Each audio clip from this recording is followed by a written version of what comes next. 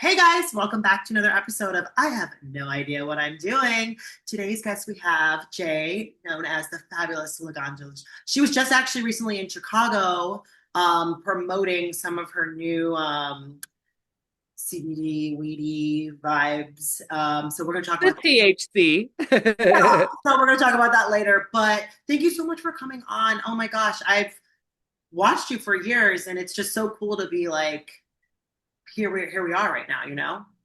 Absolutely. Thank you so much for having me. And I'll actually be back out in Chicago for Lollapalooza. Stay tuned. It's a very exciting announcement that I can't fully reveal yet, but I will be back in Chicago. So hopefully we'll get to smoke some of my bold sativa blend. I know you've been through a lot and your journey is amazing. Can you tell me, let's start with how did you come to terms with realizing I'm going to say your transness and being your authentic self? Like, Well, I didn't begin my transition till I was 33 years old, which, according to the kids these days, the Gen Zers, they're like, oh, you transition late. I'm like, Mama, you should meet people who transition in their 50s, 60s. I think I did it at a very early time, especially growing up in Texas during the political climate I did back then. But ultimately, I think what made me come to the realization that I was trans was the art form of drag. Drag was a way for me in the beginning to categorize my femininity. It was a way for me to make sense of these feelings and emotions that I couldn't really explain. And in the beginning, when I started drag, it was like, oh, right, like this is just something I do. And then I take it off and I go home and I go back to being a boy. And so it helped me with a closed mind be able to express my femininity, but do it in a way that was artistic and that was ultimately put on. And it was through doing drag many years that I realized, especially after the gig, when I would take it off and become a boy, that actually the boy drag was more drag than the female drag I was doing. And that's when I realized, like, oh, maybe drag was the art form that helped me to find my truth as a trans woman. And it wasn't really until the pandemic hit when we had time to sit with ourselves and my natural hair grew out, which, by the way, this is all me, no extensions, mama, clock it. I began to feel it touch the back of my neck. And it was a sensation that it's very hard to put in words, but it was something that I think I'd always dreamed about my whole life. I remember being young and on the playground and people asking me, like, do you wish you were a girl? And I would always say, like, yes. But again, back then when I was growing up, I was born in 88. I'm very proud of my age, 37. When I grew up, we didn't have the education that we have now. We definitely didn't have the representation that we do now. So it was just like a fun idea, like, oh, I wish I was a girl. And when people would call the house, I would pick up. And especially back then, I had a lot higher pitched voice, and people would think it was my mother, and they would be like, oh, hey, Miss Nancy, how you doing? And I would just play along like I was her. So there were definitely signs in the beginning of my life that being trans was my truth. But I think ultimately in the pandemic, my hair grew out. I realized I could no longer go by non binary. I didn't identify as they, them. I had to try it on. I wanted it to work because it seemed like it would be an easier landscape in which to exist, which I now know, having many non-binary friends, actually that's quite the opposite. Being non-binary, two-spirit, gender fluid is definitely challenging as well. But I think for me, what was challenging was, like I said, the they, them, it never sat with me. I always felt like she, her. So during the pandemic, I told my best friends, and I kind of just transitioned in the pandemic slowly, not really in front of everyone, just for myself in the very beginning. But after about 6 months, I knew, and I was like, I'm ready to come out to the world. that's the best, I think, time. You got lucky in a strange way, even though that was like our prime time of like socialization and like marketing. But like, I was 25, so like it was the worst because that's when you're dating people, figuring yourself out. Like, and now I'm like, all right, but I think that's even better because you went through like a storm, you came out like literally a rainbow, like fabulous, like you figured out who Well, you sometimes she's still a hurricane. Don't get it twisted, honey. The hormones be having me up, down, and all around. But I think I've come out of it my authentic self, which does feel a bit less tumultuous than trying to like fit into like being a guy. Like I look back at old pictures of me as a guy, and it's so weird. It's like, are. not that I hate it. I was a very cute little boy. But it's just so clear to me now that that was put on, the beard, the shaving of the head. Yeah. I always say like when I made that leap and, became who I was, I always say, finally, you can see me. That's what society needs to realize as trans women. We just want you to feel our feelings as any normal girl or guy would be. It's not that big of a deal. That's all we want. We just want to be normal people. That's it, you know? And Absolutely. 1000%. so I know you've gone through so many, I'm a big, huge, firm believer in mental health and journey, right? And I know being on Drag Race is a lot and it has its perks. I've from Chicago, I've seen the girls, and I know that sometimes being on a show such as big as that can bring a lot of tension. And I've seen your journey, girl, and I'm so proud of you. How did you handle that? Because I know mental well-being is such a big thing for you, and I'm a firm believer in that too. Yeah, mental health is definitely one of the main platforms I focus on talking about, exposing, destigmatizing. I was really lucky to grow up with two high school counselors as parents. So from a very young age, I was, asked, how was my day? How did it make me feel? And that really created someone who wears their heart on their sleeve. And so what that means is a lot of the vulnerability that we're born into, that we lose as we grow up as an adult, I never did. I've always been a pretty vulnerable person because my parents encouraged it. My father was never afraid to cry and still isn't to this day. So how did I handle it? Oh my gosh, not well. When I first got off the show, and people really were agitated by my performance and my out loud, outlandish character, I began to drink, and I definitely turned to alcohol and substance abuse and drugs and sex and anything I could do to really numb myself from feeling the pain of people not liking me. I think we all like to pretend, especially as trans women and as drag queens, like, I don't care what anyone thinks of me. I'm cool. I know I'm the shit. And I do have that person inside of me. But I also have the other person, much like I said on Drag Race, that just wants the world to hold my hand and to love me and to see me and accept me. And so eventually, after I had abused my temple, my body for years, I got sober for the first time, and I was sober for 3 years. And the way I was able to do that was through hot yoga. I practice it religiously daily. It became my new obsession. Therapy. I'm a huge believer in therapy. I partner a lot with Blues and Blahs, which is an amazing organization that offers telehealth to queer individuals. And ultimately, surrounding myself with the right people. I think the saying, show me your friends and I'll show you who you are, is very true. And I was really lucky early on in my career when I first got off the show to already have a core group of people who understood that I was a Capricorn, understood that I was emotional, understood the substance abuse, and still loved me for it anyway.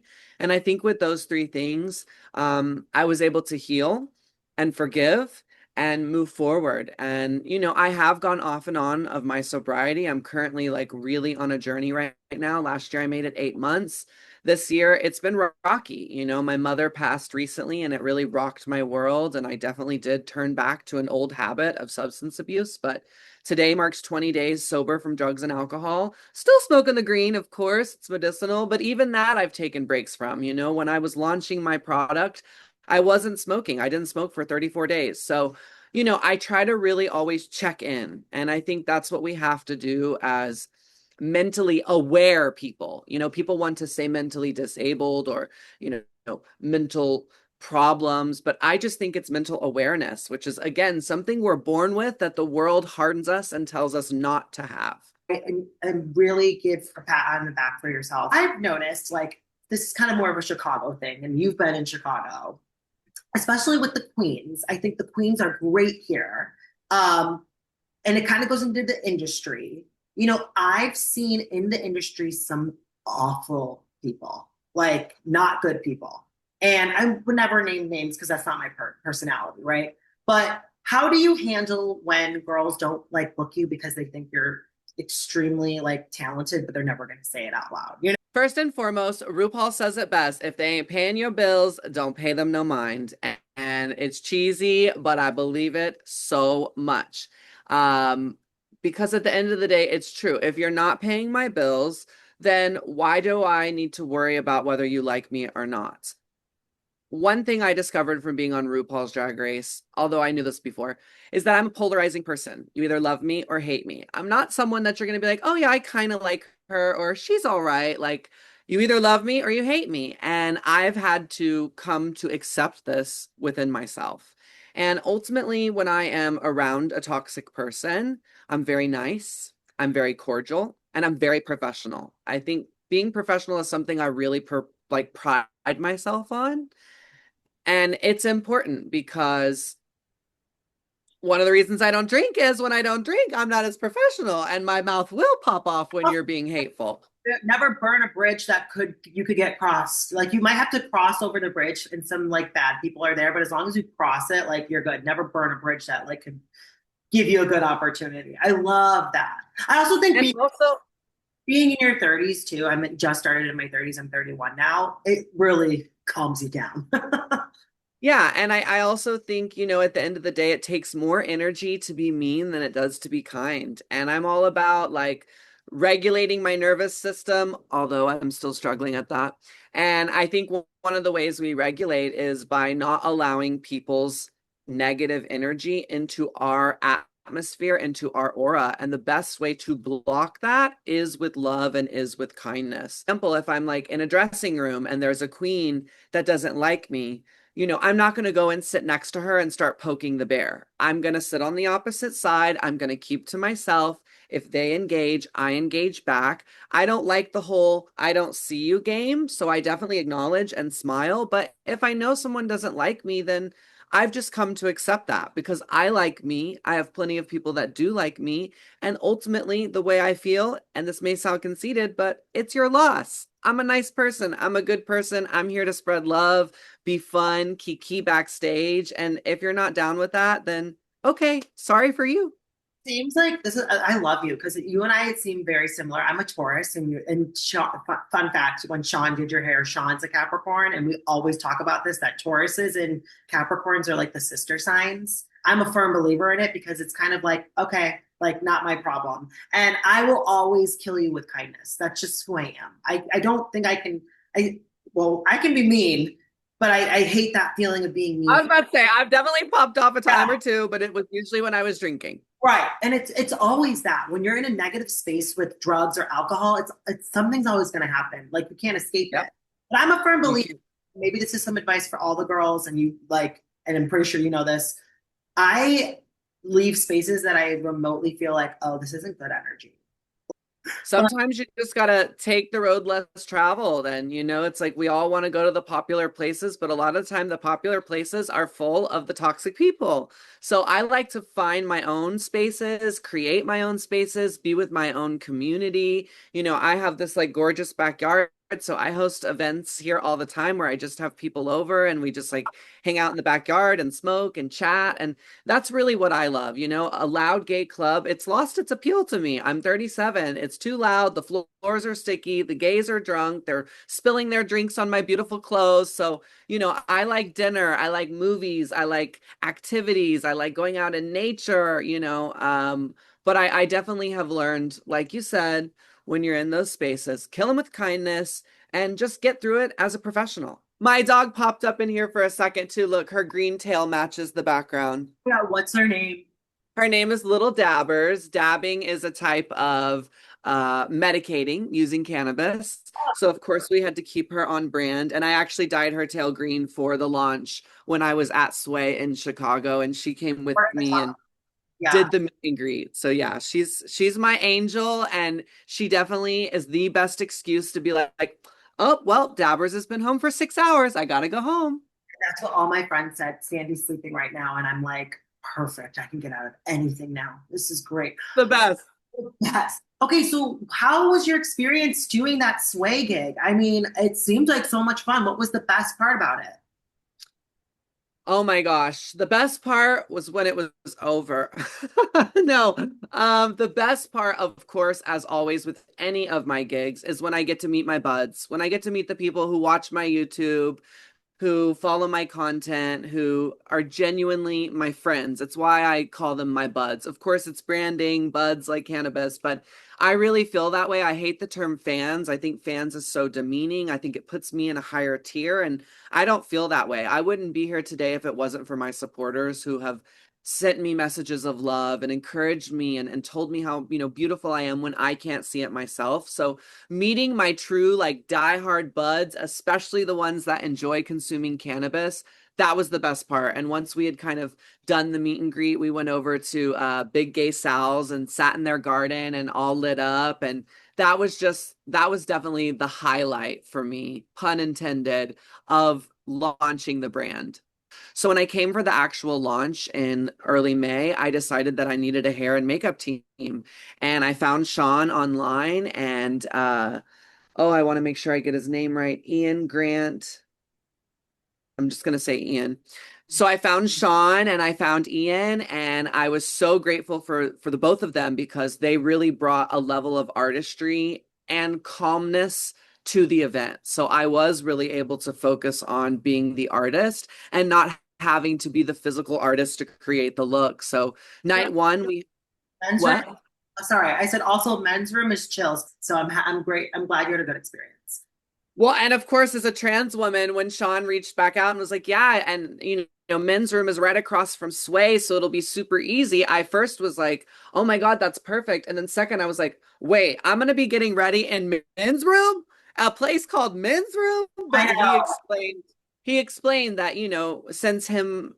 he explained that since being there as an employee, he's brought in a lot of women to the salon. So I loved it. I felt right at home. I love queer men. It felt like a safe space. And it was perfect because I was right next to Sidetrack, which is where we did our soft launch, and then directly across the street from Sway. You're having a really tough day, especially those hormones. And this is for anybody. And you're just like, like, I just can't do it. What is some advice you would give to somebody who's starting their transition or just is having an awful day? What are you going to tell them? Put down your phone and stop doom scrolling. That's not helping anything. Go outside, get some of that natural, energy from the sun, let the wind be in your hair. Stretching, drinking water, calling a friend, allowing yourself to cry and to actually feel the feeling and then let it pass.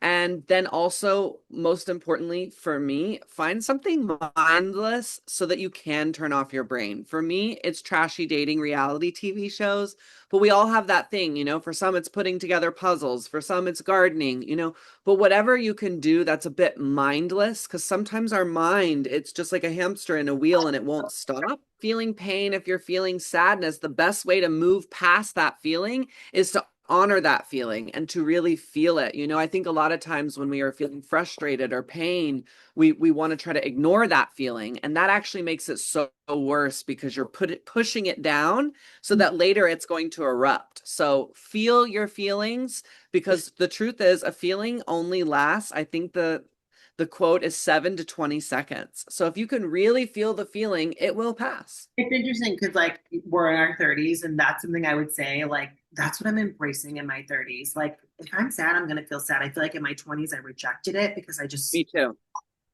of like, I can't be mad, I can't be angry, I can't be sad. And now I'm like, no, I'm gonna cry. And I don't care what you Yeah. say. And I'm gonna express my feelings if I am not vibing with you, or if something in a professional way, of course. But this is amazing. Thank you so much for coming on. You are You're the so welcome. I It have. was lovely to chat with you, and hopefully, I'll see you in July. Well, there you have it, guys. This is another episode of I Have No Idea What I'm Doing, and Sandy wants to get in. So, toodles.